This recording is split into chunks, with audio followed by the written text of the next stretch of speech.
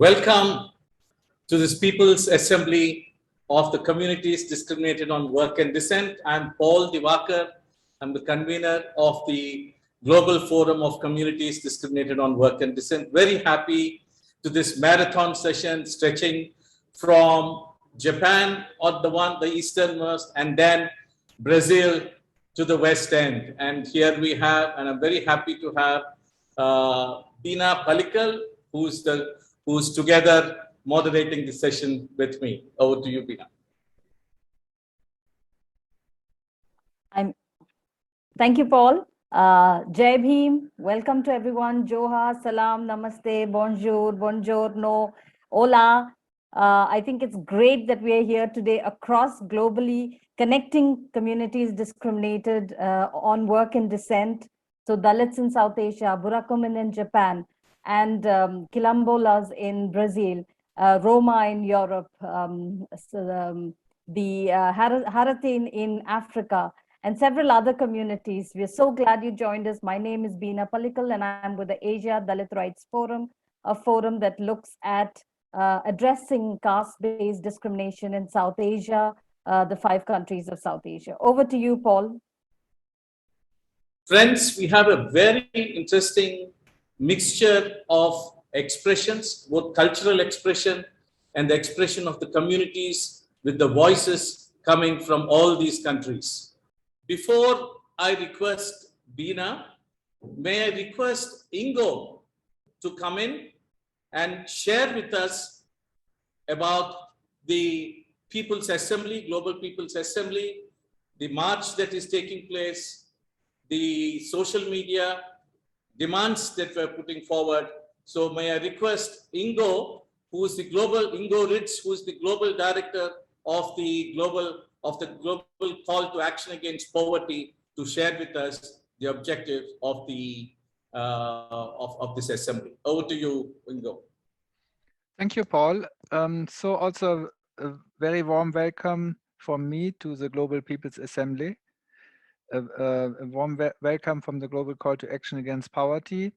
So we are happy that we brought together people from around the world, organizations of marginalized people from different regions, from global platforms, from national coalitions, to organize this People's Assembly during the UN General Assembly. The high-level debate started yesterday, and you know, yesterday President Biden spoke, so the different heads of state speak this week, and we raise the voices of the people during this week. So we have 23 sessions on different topics from different regions, and I'm very happy that you organized this session of communities discriminated by work and descent, because you are very much affected by the discrimination and by the inequalities. So I would like to invite you, all of you can actually give your messages, your positions into the process. We are preparing also a declaration which will be published tomorrow. But this is, of course, not a one-time process. So we want to have this as a process also for the future. Now we move to Nepal, where we have Sabitra Pariyar and Hari Bishwakarma, who will then be followed by a song by Raj Sagar. In Nepal, for Dalits to be empowered and attain their accepted human personality, will still need to overcome the following existence situation that is directly and indirectly affecting improvement in the situation of Dalits' life. Absence of, number 1, absence of Dalits in implementing bodies, which is the most important part we have to look at.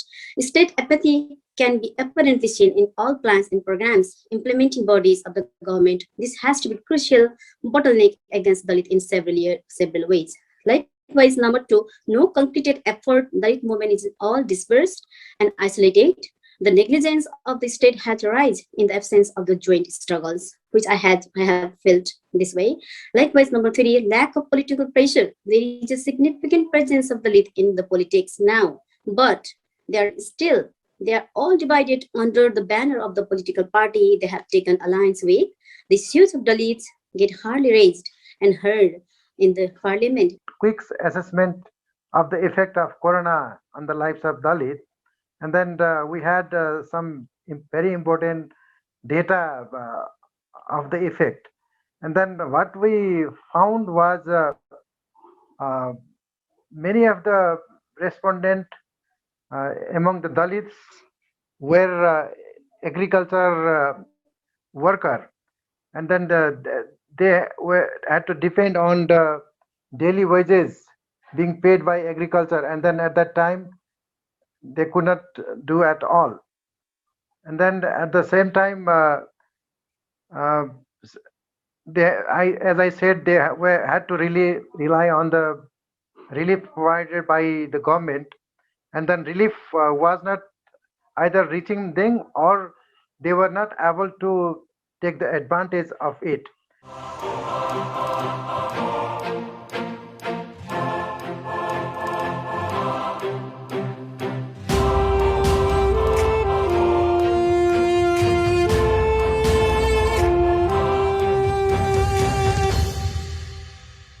फलाम बगाली कानमा दाग्यौ तर सकेनौ मेरो ज्ञानलाई छेक्न.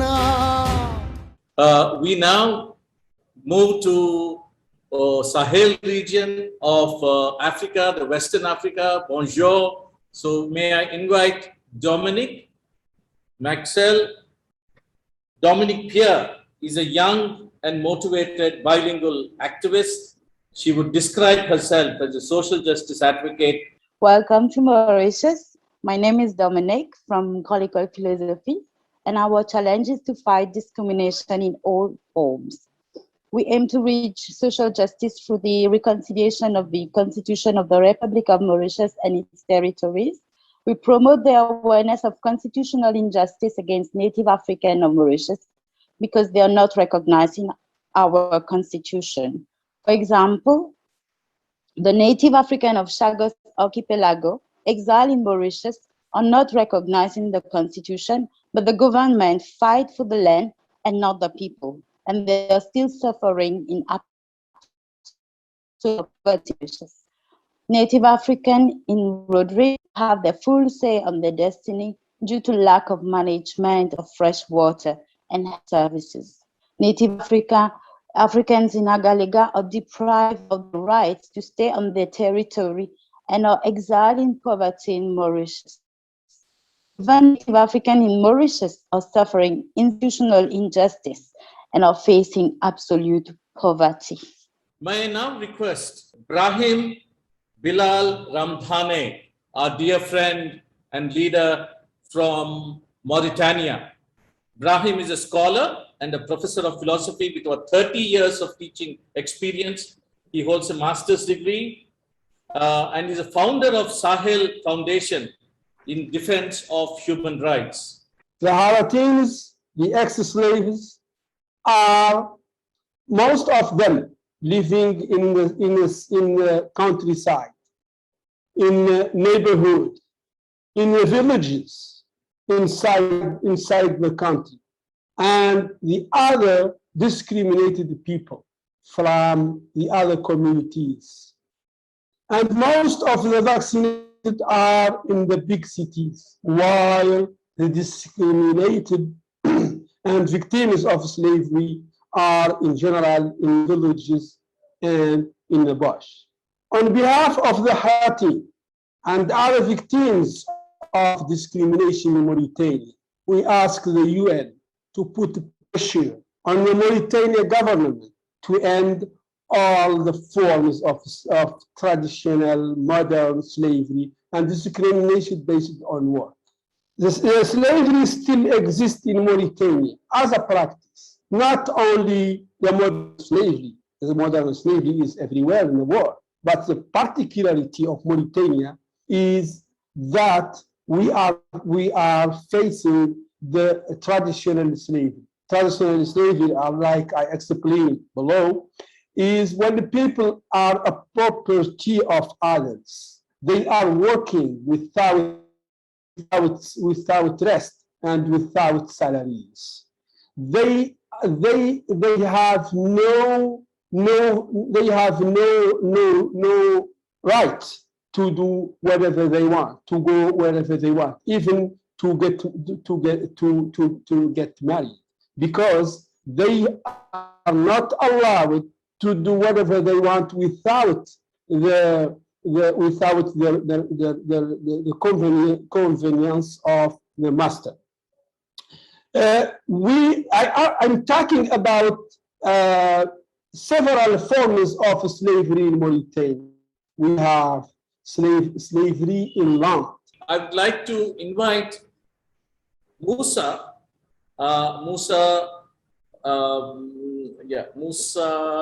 Sangmi, who is a senior lecturer at Abdul Boumi University in Niamey and served as the head of the department and faculty. He is currently the head of sociology and the Institute of Research in Human Sciences.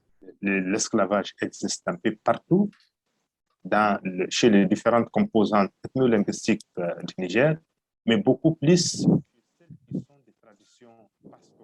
We've noticed that there were religious traditions and nomad traditions as well. For instance, the Camp National, the Tuareg, many other minorities. So you have different minority groups. In the 4 groups that I just mentioned, you find the highest rate of slavery cases, whether it be in Niger, Mauritania, Burkina Faso. This type of slavery can be found in different places. And we're talking about CDWD systems. So what can we do?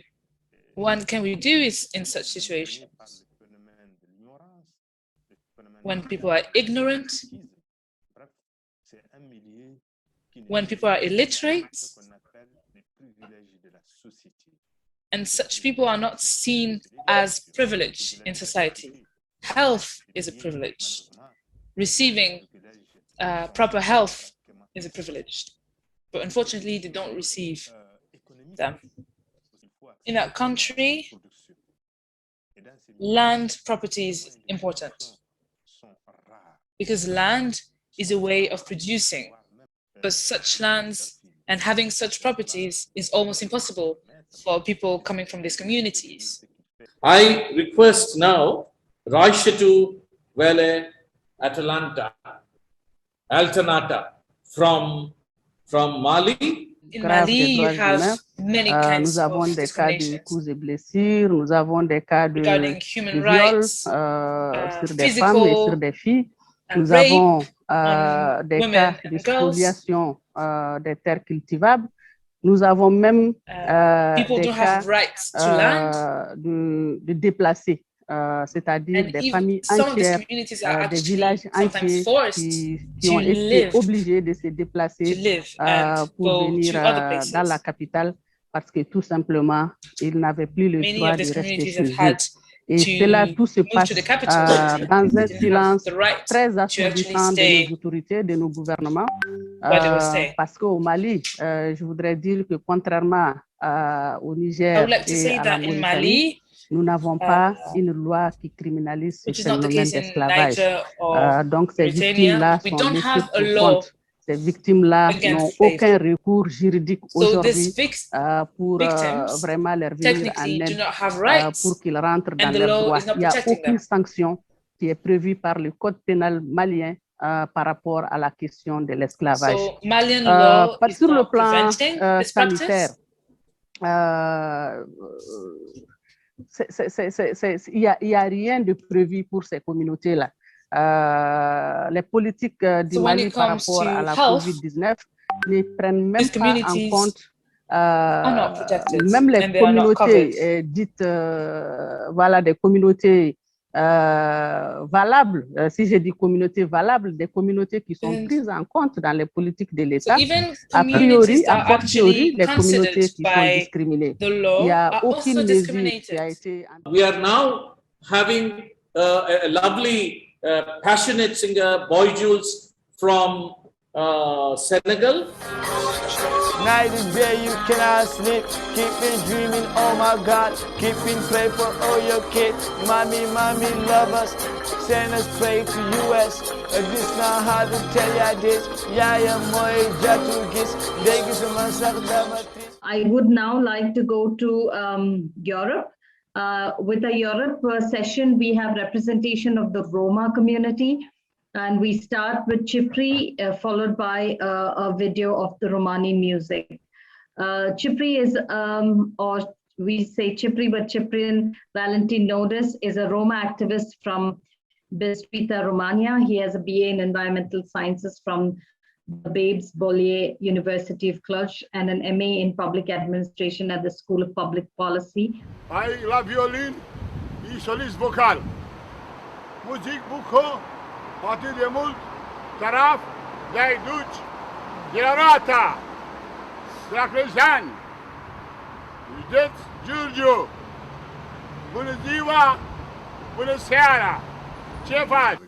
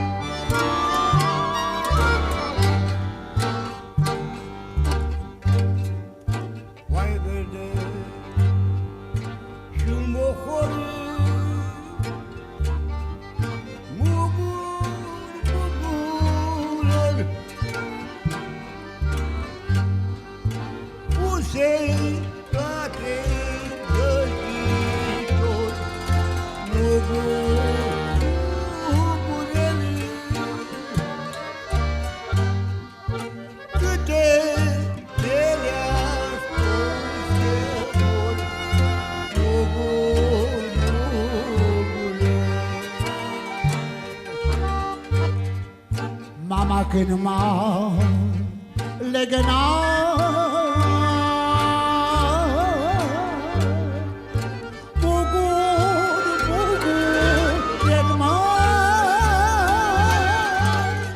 Allow me to invite Jefferson Pereira from Brazil. He's a lawyer with masters in sustainable development from the University of Brasilia. And he also holds a postgraduate degree in environment law. And he's a proud quilombola from the Brazilian state Pernambuco. By the national coordination of Black communities in Brazil. So I'm going to talk a little bit about our story. I'm going to talk about one of our leaders, Nigo Bispo, which was one of them, and I'm going to cite a great author from Mulheres Quilombolas from Selma dos Santos Deldino. So she's from Quilombo. He's from Quilombo Sacro Cortume in São João do Piau, Nigo Bispo, and he says, Fogo, queimaram canudos, nasceu caldeirões. I would like to now invite Vercellini Francisco Dias, also from CONAC, Confederation of the National Association of Quilombola Communities, and their articulation. We have basically a mission of state to uphold the rights and values of the Quilombolan community, to make sure that they survive in dignity, and they have suffered grave and harmful effects. And the possibility to be able to, for the Quilombolan communities to be able to produce art and to keep on with their culture. And so it was necessary for the communities to talk about this in the Supreme Court and to report these violations in the Supreme Court, these violations of the basic human rights of the Quilombolan communities. And this action took place in February, and the Supreme Court did recognize the violations. They did happen and they did affect the Quilombolan communities, but and they did go on to elaborate and implement new measures to make sure that the Quilombolan communities receive the vaccine. But until this moment, the Brazilian state has not implemented these measures. Namaskar, Bangladesh. I hope you're all prepared. We have a presentation by Kailash Rabidas, followed by two performances from Mr. Uttam Kumar Bhakta and Partho Das and Bikas Kumar Tanti. First, we have Kailash Rabidas, who is a human rights activist working at Nagrik Udyog. Despite getting infected by COVID-19, is remaining a major challenge for Dalit to have access to quarantine facilities. Almost all the urban Dalits in Bangladesh live in colonies like, one kind of slums in cities area. There they are entitled to use only one room for families consist of 4, 5 or 6 members. 30% Dalit are found practice the health rules particularly, and 40% Dalit are not practice any health rules. 60% of COVID-19 positive Dalits said that they are not given much importance by the doctors while going for treatment. 30% said that they could not see the doctor due to lack of money, and 10% were found not interested to see a doctor as the consider is a normal flu. Gender conflict, we know the gender conflict is increasing the COVID situation all over the world, like in Bangladesh.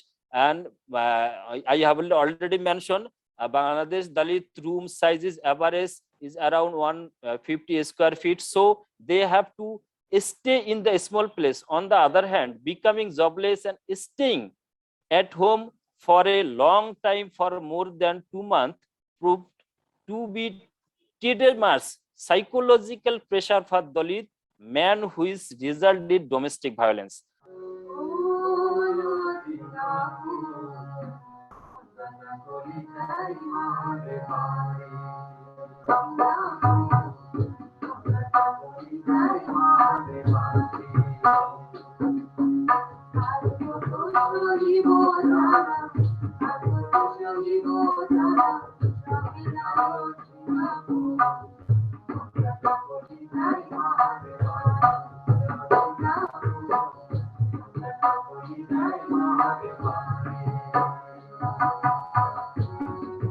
The first session will be presented by India. We will start with India, where we have two speakers and an exciting performance by a rapper. I will introduce the first speaker for you, Ms. Abhirami Jyotishwaran. Abhirami is currently the General Secretary of All India Dalit Mahila Adhikar Manch. The situation of India, like all other countries, has been very terribly affected.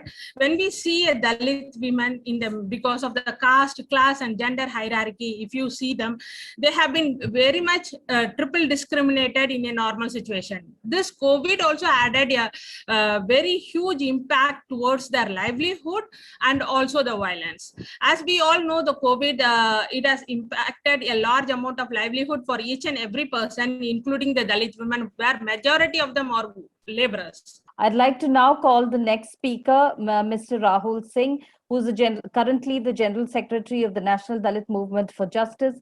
He's fueled by his passion to work for the cause of Dalits and Adivasis. Friends, the caste-based discrimination is a highly politicized and sensitive issue in India. And the response of the Indian government, to the international attention on caste-based discrimination has always been, it's our internal matter, it's our family matter, since we have constitutional and legislative safeguards already available in India. But even though, the Indian Constitution abolished untouchability, caste-based discrimination and related violence, it's rampant across the country. Despite all these constitutional and legislative safeguards for the protection of 201 million Dalits, violations of their fundamental human rights continue on a massive scale. I'm so excited to introduce rapper Dule Rocker, who is, his name is Duleshwar Tandi, has a BSc in chemistry and hails from Kalahandi, Orissa in India. तुझे अधिकार दिया जिसने बोलने का हक दिलाया जिसने के नौकरी दिया जिसने वो संविधान Now we will go over to the Sri Lanka as you have originally requested.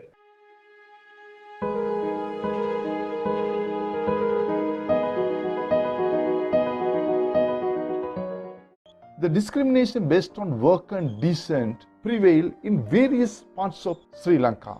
For example, plantation workers, zoo menders, or the sanitary workers, or workers who are working in municipal councils, or fishermen communities. Today, we are going to present you number of discrimination based by these communities, particularly the plantation communities in Sri Lanka. We are living in the tea plantation. We do not have separate houses and therefore we need adequate housing facility so that quarantining could be effectively done. We lack facilities even to fetch water. We have to congregate in our places. Even one person in the line room shows symptom of COVID-19. All the line rooms are quarantined. We are forbidden to go out. This song is about the farmers and the difficulties they are facing in paddy cultivation. ஆன உழுது போட்டேன் ஆட்டூரமு நல்லா போட்டேன் ஆன உழுது போட்டேன் ஆட்டூரமு நல்லா போட்டேன் காலத்துல பருவமழை பெய்யவும் இல்ல காலத்துல பருவமழை பெய்யவும் இல்ல எங்க கஷ்டம் பார்த்து கடவுள் கூட கண்ணை திறக்கல.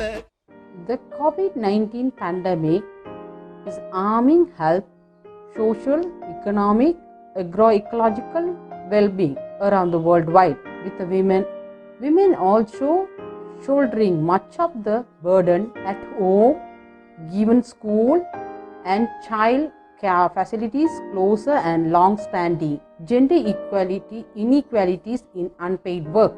Women also face high risk of the job and income loss and face increased risk of violence, exploitation, violence against women. Social and political marginalization of the state sector Indian Tamil community carried a long history. While the Citizenship Act of number 48 of 1948 deprived their civil and political rights, politically downgraded community were property of the estate management, which has a substantial influence on the working and living conditions that increased dependency syndrome and low esteem amongst those belongings to the estate community. We have a great group of speakers from Pakistan.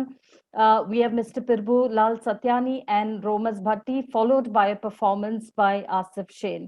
I'd like to call on Pirbu Satyani, who's a Fulbright Hubert H. Humphrey Scholar and Minority Fellow of the UN Office of the High Commissioner of Human Rights. He has a master's in philosophy from University of Sindh, along with 15 years of extensive experience working with national and international organizations. Situation of human rights in Pakistan, that's not satisfactory since long time.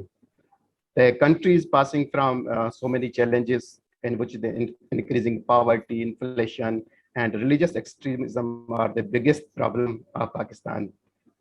The religious minority and particularly Dalits are the worst affected of this growing extremism and intolerance in the society. The religious, social, caste discrimination has segregated them further from the majority. As a result, which number of problems has emerged and affected their life badly. If you see in Pakistan, the sanitation work is largely reserved for the non-Muslim communities, particularly Dalits, from the Hindus and Christian communities, the low-caste communities. And they face double discrimination because of their profession and their faith and the caste, and women also because of their gender. हमारे जो sanitary worker हैं Covid में भी इन्होंने काफी काम किया है, तो उनको जो काम के हवाले से जो मिलने चाहिए मेहनत वो बिल्कुल नहीं मिल रही थी. तो एक्टिविटी जितनी भी थी उनकी सैनिटरी वर्कर्स की, उनको अलाउंस का भी इशू है, सैलरीज का भी इशू है, और जो कोविड में जो काम करते हैं कुछ जो अलाउंसेस मिलते हैं उनका भी इशू है, उनको नहीं मिल रहे थे. तो काफी प्रॉब्लम का शिकार हैं यहाँ ना पाकिस्तान में सैनिटरी वर्कर. और कुछ सैनिटरी वर्कर्स ऐसे भी हैं जिनको सेफ्टी किट्स भी फराहम नहीं की जाती. जो इदारे हैं जो सेवरेज का काम करते हैं, ड्रेनेज का काम जो करते हैं. I will request Megumi-san to speak. Megumi-san or Megumi Komori-san is acting General Secretary of IMEDAR, and she's long been involved in the movement to combat discrimination based on work and descent at the national, regional, and international levels. She's been in part of the 20 years progress that Dalit and Buraku movements have achieved in the international community, especially since Durban. She's been a very strong supporter of Dalit rights, has been a friend, and has been part of our journey for many years. Over to you, Megumi-san. My name is Megumi Komori. I am from IMADA, the international movement against all forms of discrimination and racism. Tonight, I would like to recite the Rebels Declaration that was declared on March 2, 1922, when the National Rebels Association was founded. It is the predecessor of the present Black Liberation League. So they will celebrate a centennial next March. This is the human rights declaration made by oppressed and marginalized people themselves. It is said to be the first human rights declaration in Asia. Black discrimination is a social problem in Japan that needs to be solved, but there are not enough opportunities to learn about it in schools.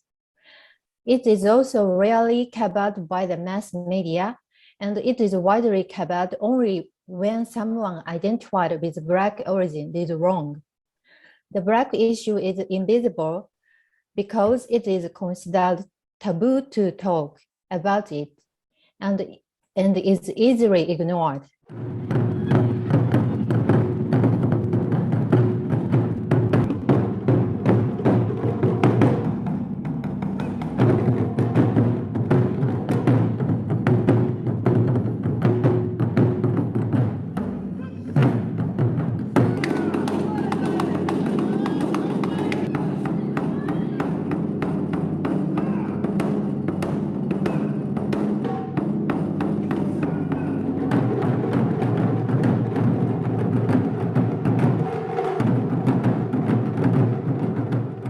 I would like to go to North America and request Milind, who is part of the Ambedkar International Mission, staunch Ambedkarite, committed to the struggle against caste discrimination and spreading Baba Sahib's teachings internationally. I'll be sharing the Dalit experience of discrimination in the US. Very unfortunately, the diaspora from South Asia, particularly from India, Nepal, Bangladesh, and Pakistan, brings with them the same prejudices which leads to the contempt and discrimination of the Dalits domiciled in the US. And more unfortunately, since the potential victims are a very minuscule population amongst the diaspora and not the general public at large, this issue does not get the attention or intervention from the mainstream society or media. Most of the time, the Dalits are obliged to hide their Dalit identity when associating with the diaspora, being well aware of the prospects otherwise of facing reprisals ranging from social boycott to losing one's livelihood. Additionally, most Dalits will prefer to hide their identity to escape from the horrendous consequences that one can anticipate. Moreover, caste-based discrimination also works at a subconscious and subtle level, making it difficult to identify. At this time in the US, it may not have manifested itself in its worst form of discrimination, but it is our earnest petition to the US government, as well as to the humanitarian agencies like the United Nations, to take a serious note of this dark underbelly of Dalit diaspora's lived experience and implement safeguards and policies to address this critical human rights issue. सैनिक हुआ भीमाचे भीमराव आठवारे सैनिक हो भीमाचे भीमराव आठवारे भीमराव आठवारे चला निळ्या निशाणाखाली सर्वांनी एक व्हारे या निळ्या निशाणाखाली सर्वांनी एक व्हारे This'll be my lowest yet. I can't even smoke another cigarette. Every something I do just because you're watching everything you said. Maybe it was temporary, shaking all the dust away, breaking all the promise that I never made. Every single day this ain't getting lighter. Every release you break home because of all the spiders. And request some guests I'd like to mention. I know several of them have left, but I would really like to request Pierre. Pierre, if you're here, if you can say a few words, if somebody can unmute Pierre. He has been part of our journey since Durban conference. Pierre, are you there? I am here, Abina. Yes, yes, please, Pierre. You can just say a few words of solidarity. And also about the World Social Forum, it will be good if you can quickly say a few words. Thank you, Pierre. All right. Hello, everyone. I am Pierre from the Forum Connect Collective. We are a group, a transcontinental group with presence in Africa, Asia, and Europe, a small group. We try to propose webinars on what is the World Social Forum and explain this very specific and interesting format of organizing to foster articulations at national and trans-regional and world levels. And I'm pleased to see that CDWD is something that has been growing also maybe with the participation in social forums. So it's very interesting to see the span of the articulation you've managed to build, which is embodied in this assembly. They're probably the next steps can be some kind of articulations for some worldwide action days or whatever that could be built within such a network.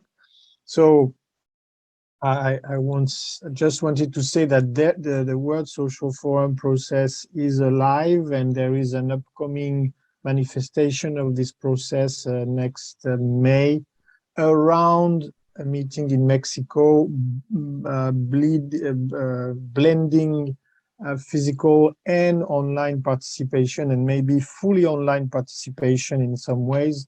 So there is plenty of opportunity for the people in Japan, in Brazil, in Africa, in South Asia, in Europe, to articulate themselves further using moments online, and maybe going to a kind of assembly, self-organized assembly that this network can propose in the WSF space, and have bill statements signed by solidarity by many organizations, and call for support on decentralized action days, whatever. It's up to the people in the network to imagine those modes of action and prepare them through deep dialogues and sharing visions, and then also sharing commitments to some initiatives of action. So I think there is a great potential in the network you've managed to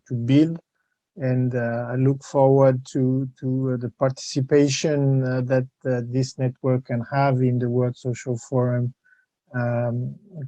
during the upcoming months. Thank you, Pierre. I'd like to now request Father Aloysius to say a few words. I know that you've been there, you've been with us since evening, so please say a few words here. Father Aloysius is the advisor to the Global Forum on Communities Discriminated by Work and Descent. Thank you, Bina, and thank you, Paul, and thank you for all the organizers. It was a very fascinating experience, I should say. For the 4.5 hours, I've been sitting and watching and listening. very fascinating journey. It's not simply an experience, a journey. You have led us all, I think, from starting from South Asia, go to Japan in East Asia, Far East, and then back to Africa, then to Europe, then the US, and finally to Latin America. Fantastic. And three things that occurred to me about our communities as I listened to the interventions, three things, three vulnerabilities. Number one is the what you call the way the world looks at our communities as if it is a non-existent community, as a community which has no life worth living. That's a sort of a feeling that I have. Secondly, tremendously our community has been involved in labor, unorganized labor. Fantastic work that we have done, but we have been considered as unorganized labor. Thirdly, I find also this question of enforced slavery. On the other hand, I find also now, listening to all these, I find now there is a tremendous amount of energizing that is happening, empowerment that is happening. It's really very, very, very hopeful. And therefore, I had mixed feelings today. On the one hand, I was feeling very painful about the vulnerabilities. Secondly, also, I was feeling very, very angry. Particularly, some of the sharings really shook me. Africa, Japan, and shook me, and India. And some sharing also in Africa also, definitely. At the same time, I had the feeling of hope also, a tremendous hope. And wonderful networking that we have created, and I look forward to. I wish very much that we, as Pierre mentioned just now, we strengthen our network very much in terms of having a few more, not too many, but a few more of such gatherings, taking up the issue of women, taking up the issue of children. I think that will be good. And also I would feel if we can have another gathering where we can specifically focus on resistance and achievements and victory, resistance, struggle, achievement, that also will give us a tremendous hope. And finally, as Paul mentioned in one of his interventions, I think all of us should work towards a UN declaration. I think that will be a great achievement. I suppose we can set the target for the next 3 years.